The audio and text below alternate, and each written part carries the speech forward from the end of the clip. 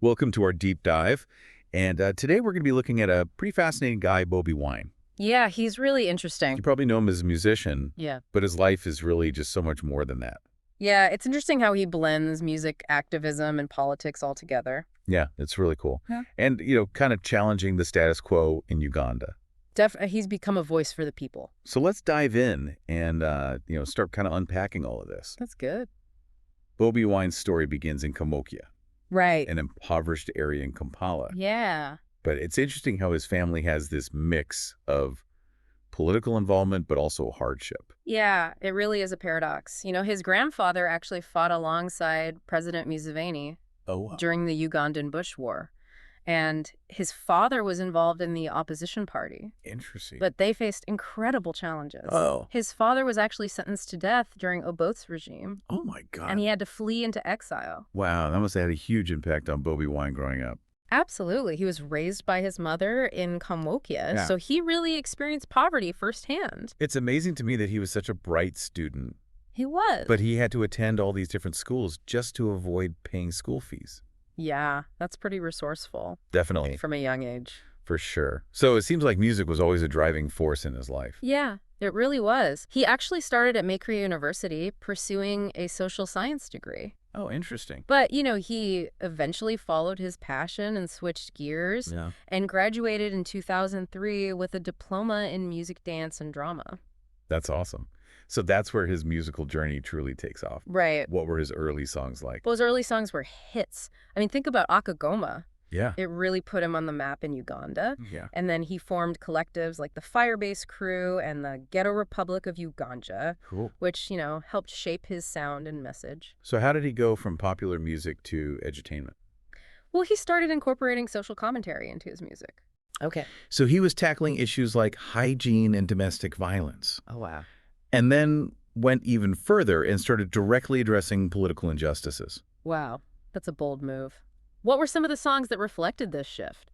So songs like Ghetto and Time Bomb are really good examples. Okay. In Ghetto, he paints this really vivid picture of the struggles faced by the poorest citizens Yeah. and really highlights those inequalities in Uganda. And then Time Bomb. Right, Time Bomb takes on corruption and the rising cost of living, Wow. which are issues that resonated with so many Ugandans. Yeah, definitely. So he was using his music to give a voice to the people that felt unheard. Exactly. But this growing recognition also brought some controversy, didn't it? Yeah, unfortunately, some of his earlier lyrics contained homophobic sentiments. Yeah. Which is something he later acknowledged and apologized for publicly. Yeah. And this even led to him being denied a visa to the UK for a performance. Right, in 2014. Yeah. It's a reminder that, as artists evolve and grow, their past actions can have consequences. Yeah, that's a valuable lesson. No. But Bobi Wine didn't let this define him. No, he didn't. His journey actually takes this really interesting turn It does. as he moves from music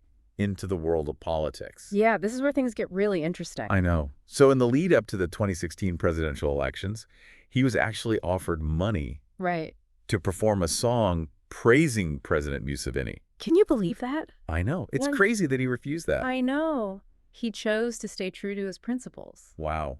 Even when it meant turning down a lucrative offer. Absolutely. Wait. Instead, he released Dembe, Right? a song urging peace and unity during the elections. Wow. And you might be surprised to learn that Museveni ended up winning that election. Oh, wow. But it was a really controversial victory. Yeah. There were allegations of irregularities and intimidation, Oh, my God. which, cast a lot of doubt on the fairness of that process. So this is where Satuka comes in. Yes, exactly. Satuka was like a rallying cry released in March 2016, urging Ugandans to stand up for justice and fight for their rights. Wow. This was a pivotal moment for Bobi Wine. Like, his voice was evolving from commentary to a call to action. So it sounds like that was the turning point. Yeah. Where he realized the full potential of his influence. It was a pivotal moment, and it laid the groundwork for his decision to run for parliament Wow. in 2017. So he wasn't afraid to challenge the established order. Not at all. Well, what was the response like? Did people support him in this new role? The response was overwhelming. He actually won the Kyadondo East constituency by-election by a landslide. Wow. His message really resonated particularly with Uganda's predominantly young population, Makes sense. who saw him as a symbol of hope and a leader who understood their aspirations. That's incredible. Yeah. So he had this massive victory and this growing base of support. He did. So as a member of parliament, what were some of the first issues that he tackled? Well, one of the biggest challenges he faced was this proposed constitutional amendment to remove the presidential age limit.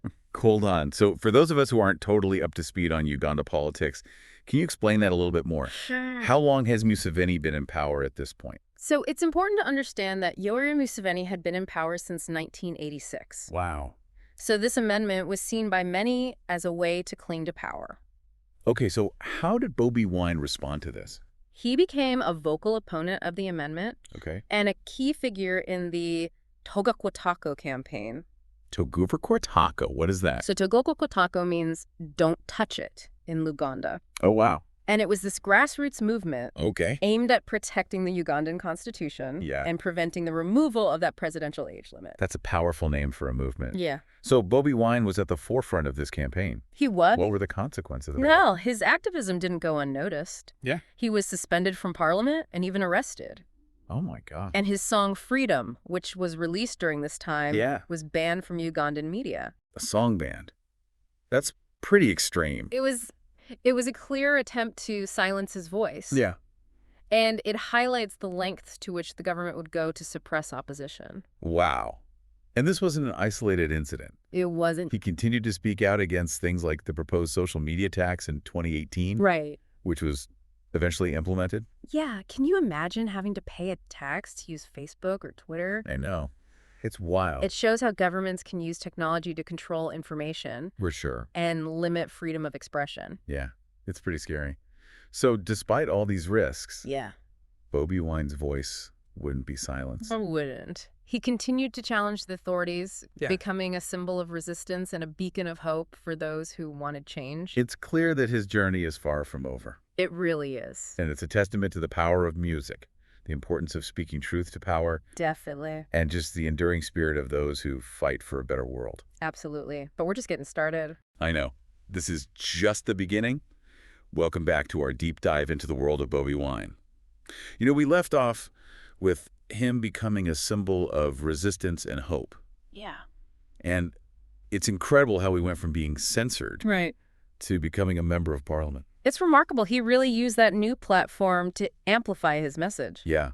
And his story takes another turn. Yeah. As we move into the 2021 presidential election. It does. So he makes this bold move running against Yoweri Museveni. Yeah. A president who, as we discussed, had been in power for decades. For a long time. So it's like this David and Goliath situation. Totally. Bobi Wine Right. leading the National Unity Platform Yeah. and representing this fresh voice against a very entrenched political establishment. Yeah. What was the energy like surrounding his campaign? It was electric. Yeah. His campaign was fueled by this desire for change, Yeah. especially among young Ugandans who felt disillusioned with the status quo. Makes sense. Rallies were filled with people chanting, "People power our power." His message really resonated with those who yearned for a more equitable and democratic Uganda. I bet. But I imagine campaigning against Museveni came with some challenges. Oh, absolutely. Yeah. It was a high-stakes battle. Yeah. Bobi Wine faced numerous obstacles. I can imagine. There were incidents of his rallies being disrupted, his movements restricted, Oh, my gosh. and even reports of violence directed at him and his supporters. Wow. It's scary to think about the dangers he faced Yeah. just for expressing his political views. Right, and challenging the status quo. It really raises questions about the state of democracy in Uganda. It does. Can a truly fair and free election even take place in an environment where opposition figures face that kind of intimidation? It's a debate that continues to this day. It does. So the 2021 election was clearly a pivotal moment It was. in Bobi Wine's journey. Yeah. So what was the outcome? Well, the election itself was highly contested. Yeah. Museveni was declared the winner. Okay. But Bobi Wine and his supporters disputed those results, as well as many international observers. Yeah. There were concerns about irregularities in the voting and vote counting process. There were. It really cast a shadow over the legitimacy of the outcome. Even though he didn't win the presidency, the impact of his campaign was undeniable. It really was. It shed light on the limitations of freedom of expression in Uganda.